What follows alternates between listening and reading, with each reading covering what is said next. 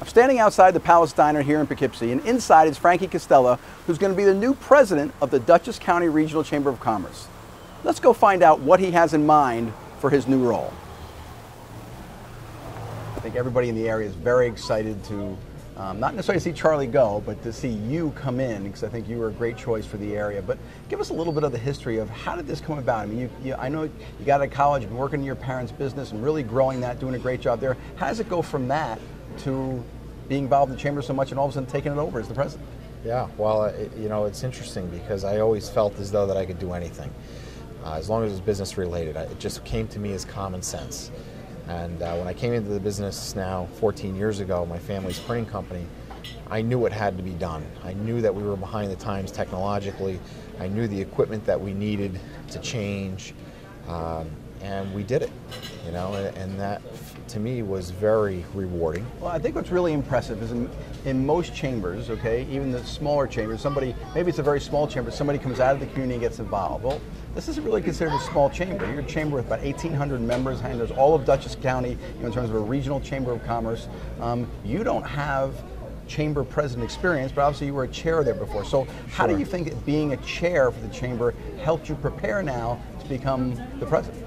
Well, it's started out as just coming onto the board, and I was on the board over a term of almost 10 years. When you factor in the time that you spend as not only on the board, but when you go on into your executive committee, your chairmanship, or I shouldn't say chairmanship, but your executive committee now rolls into a continuous term, so until you become chair. So over the course of 10 years, that's going to sound great. Okay. Over the course of 10 years, you begin to pick up, not only the inner workings of the chamber itself, but you also begin to pick up the personalities, and you begin to understand how things need to be done in order to become a cohesive organization. And certainly being on the board is one thing, but when you go onto the executive committee, you start to learn the details and you understand, more in depth. Sure. And I had the opportunity to work closely with Charlie. Sure. So I have to imagine, you're a little bit about stepping in, and there's got to be an excitement to it that you have this organization that can really make a difference in the community, that it's being left in a good position where you can take it to a different level. But there's also got to be a nervousness to it of going in, where before when you were the chair, you're the head of the chair, but he was really still the head. Now it's all going to come down on your shoulders. So what does it feel like to have that excitement, but I'm sure that nervousness at the same time? What does that feel like? The emotion, I just can't even describe it. Walking away from a family business that was founded by my grandfather, started in 1937, a company that's been here in Dutchess County and servicing all throughout the country. And we ship stuff all over the world, and it's something to me that is so rewarding to deliver a product. This is just a different type of product. And this is my community. This is where I grew up. This is where I live. I want the best for our community.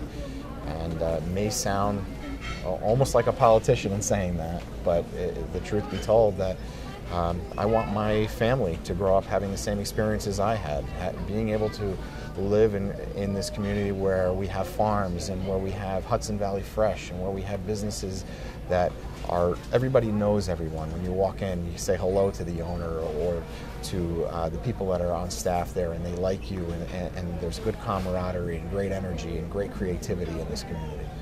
Let's talk about your vision of the chamber. When you're going in now, do you have I feel it's here and this is what I want to see happen in the next 3 or 5 years? Do you have a clear vision? Is that still coming to you? I mean, what are you kind of going in with that way? Yeah, and that seems to be the most common question asked. Okay. People want to know, where are you going to take the chamber? I'm excited to see what you do with the chamber.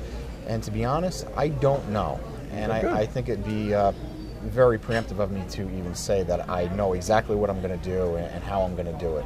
I think I have to be in there for a little while to get a better understanding of working with the staff and getting my hands dirty, so to speak.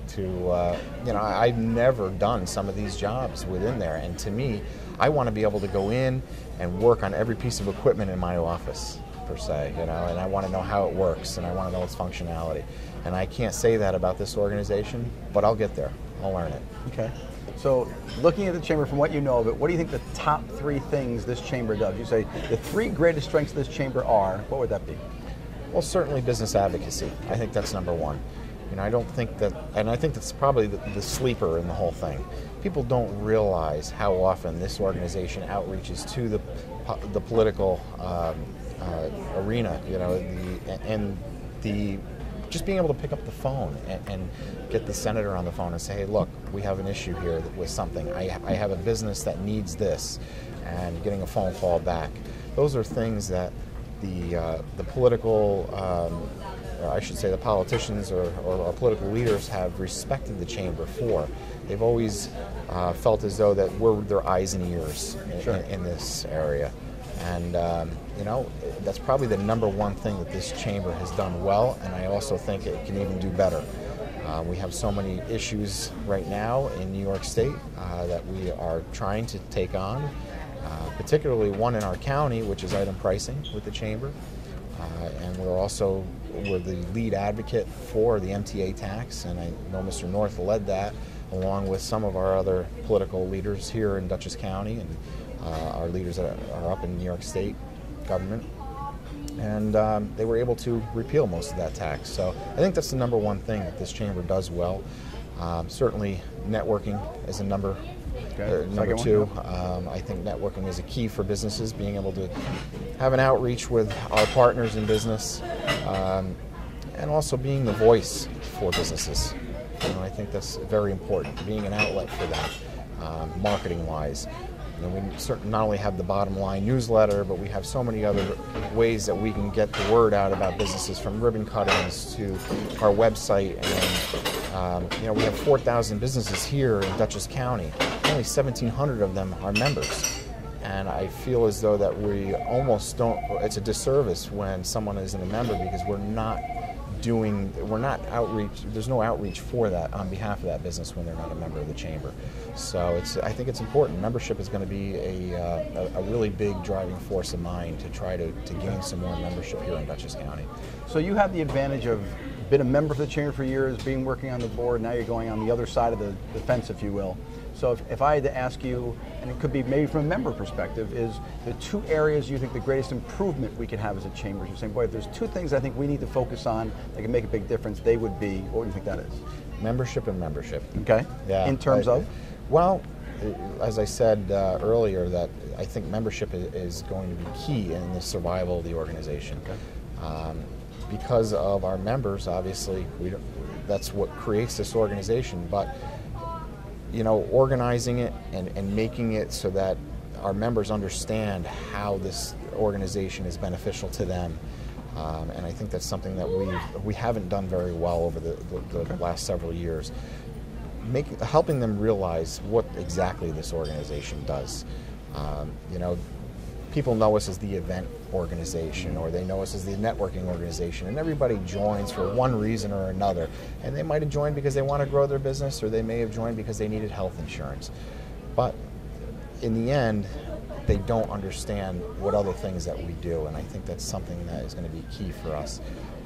And having those members, you know, giving the word of mouth to say that this chamber does all these great things in our community. They have scholarships, they have leadership programs for youth, and so on. So I think that's going to be important to you know, do a good outreach to our members. Looking at yourself, you're saying, okay, going into it, if you had to name one or two areas for improving yourself going, these are the things that I think I need to work on most going into this position. What are those two areas for improvement for yourself? Public speaking. You're not even in it yet. Public speaking. Okay. Behind a camera, that's not my thing. I'm a one-on-one person. Okay. You know, I enjoy good conversation with somebody. I'm a great listener, and I think that, you know, public speaking is probably my weakest point. But you know, if I have a meeting with someone, I can certainly communicate with them well, and I think that they'll understand where I'm coming from, and they usually generally get a great vibe from the relationship that we have. Okay. So, two final questions. One would be, if you could speak to the chamber membership right now, and you want to tell them one thing about yourself, the chamber, the future, whatever your message might be, what would your message be to the chamber? Everybody sitting in this room right in front of you right now, what would your message be to them? Well, my wife and my nieces and nephew call me Uncle Punk. Okay, because they like to, because I like to tease. So I can be a little bit of a tease, and I do enjoy a sense of humor. But you know, I think the number one thing is that people keep asking me, what are you going to change? What are you going to change? What are you going to change? And the truth be told, that I'm not changing very much. You know, you don't fix something that's not broken. Yeah, there might be some improvements that can be made, and I'm always open for suggestion. And the membership has to know that my door is always open, as Mr. North's was. And those ideas, that's what we need, the creativity of our community. That's what built America. We need to have that creativity. We need people to come forward and say, Frank, look, we want to do this in the community. We think that this is a great fit for the chamber. Let's work together on it. Working together, being creative, coming up with new and great ideas that are going to improve the business environment here in Dutchess County are going to be key aspects to the future growth here.